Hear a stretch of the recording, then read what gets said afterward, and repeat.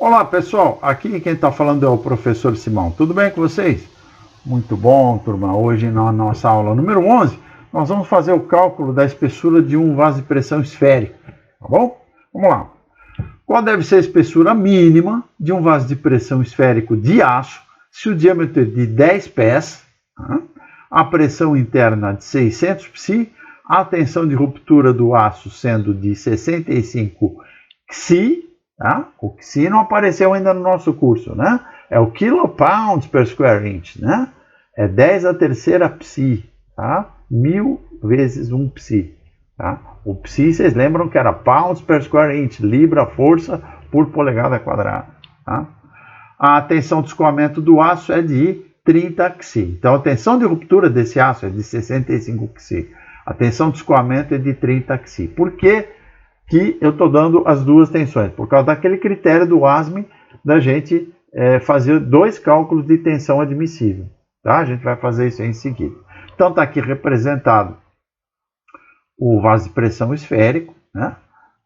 Com a sua metade aqui. Tá? Vamos fazer uma análise aqui das unidades, das grandezas e suas unidades. Bom, diâmetro interno, 10 pés. Tá? Cada pé, ou feet, né? Ou foot, na verdade, vale 10 polegadas. Portanto, o diâmetro interno é de 120 polegadas. Tá?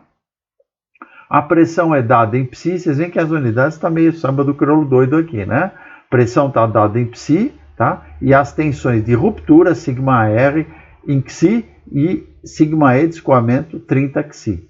Tá? Então, nós temos que transformar isso aqui em libra-força por polegada quadrada, transformando psi em psi. Então, 65 vezes 10 a terceira e 30 vezes 10 a terceira, tá bom? Não podemos esquecer isso, temos que trabalhar com unidades coerentes. Vamos trabalhar com polegada, com libra-força e com libra-força por polegada quadrada. Aí estamos em casa, tá bom? Muito bem. Vamos lá. Vocês lembram que a norma ditava o seguinte, olha, tensão admissível baseada no limite de ruptura, tá? Então, a tensão admissível, olha, sigma A de admissível, R de ruptura. É 1/4 da tensão de ruptura, tá bom? Então, vamos fazer aqui, ó, só para conferir. 65.000, né? Ou, se vocês preferirem, entra com 65 vezes 10 a terceira, tá? Enter, 4, dividido. 16.250 psi. Tá? Essa é a tensão admissível baseada no limite de ruptura. Tá? Agora vamos calcular a tensão admissível baseada no limite de escoamento, como manda a norma. Então, sigma de tensão, tá? A de admissível, E de escoamento. Aqui é a tensão de escoamento, 2/3 da tensão de escoamento. Tá? Qual que é a tensão de escoamento? 30.000 psi, 30 psi, né? Então vamos lá. 30 vezes 10 a terceira, enter. 2 vezes 3 dividido. 20.000 psi, tá? 20.000 libras-força por polegada quadrada.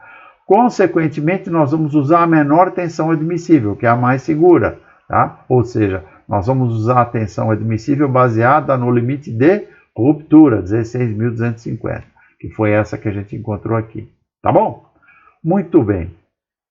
Agora nós vamos pegar aquela equação da tensão longitudinal, né? Tá? Que era aquela longitudinal ou axial, tá? Dos vasos de pressão esféricos, né? Que é a que nós vimos, porque o vaso de pressão esférico ele não tem tensão radial, né? Não tem tensão circunferencial, tá? Para encontrar a espessura T, tá? Então o que nós fazemos? Nós vamos resolver essa equação para a espessura, tá? Ou seja, expressá-la explicitamente em termos de T, tá? E no lugar da tensão longitudinal aqui, nós vamos colocar a nossa tensão admissível, tá bom? Ok? Tá? Então, deixa eu dar uma olhadinha lá em cima para lembrar qual que é a pressão e o diâmetro interno. Pressão 600, diâmetro interno 120. Ok. Tá? Então, vamos fazer 600, ok, pressão, enter, 120 vezes 4 dividido tensão admissível 16.250 dividido. Está aqui, 1.077 de polegada, tá? A polegada e uns decimais aí, tá? Ok, pessoal? Tá. Bom, queria fazer uma observação adicional aqui, olha. As soldas nos vasos de pressão normalmente contêm defeitos que reduzem sua resistência, é normal, tá? Por melhor que seja, aplicados os ensaios não destrutivos, tá? É preciso medir a resistência das juntas soldadas em laboratórios e comparar a resistência do metal de adição, que é o metal de solda, né? Tá? Com a resistência do metal de base, que é a chapa. Se as resistências coincidem, dizemos que a junta é 100% eficiente. Se a resistência da solda, ou seja, do metal de adição, é 80% da resistência do metal base, dizemos que a junta é 80% eficiente. Tá? Então, olha só, no exemplo acima, a tensão admissível, tá, que a gente calculou foi de 16,25 Xi. Tá? Multiplique esse valor por 0,80, né, 80%, para obter a tensão admissível de uma junta 80% eficiente. Tá? Então, nesse caso, a espessura do costado da esfera, tá, vai ser a seguinte, olha, a gente vai usar a mesma fórmula que a gente deduziu para a espessura, só que em vez de entrar com a tensão admissível aqui, nós vamos entrar com 80% da tensão admissível. Tá certo? Como os valores são os mesmos, eu simplesmente vou dividir por 0,8 aqui. Tá? E vamos chegar a 1,3846. Tá? Por quê? Nós aumentamos a espessura em função da menor eficiência da solda. A solda é 20% menos eficiente do que a chapa, né? do metal de base. Tá bom, turma? Então é isso aí, pessoal. Agradeço a presença de vocês e espero vocês na próxima aula. Até lá!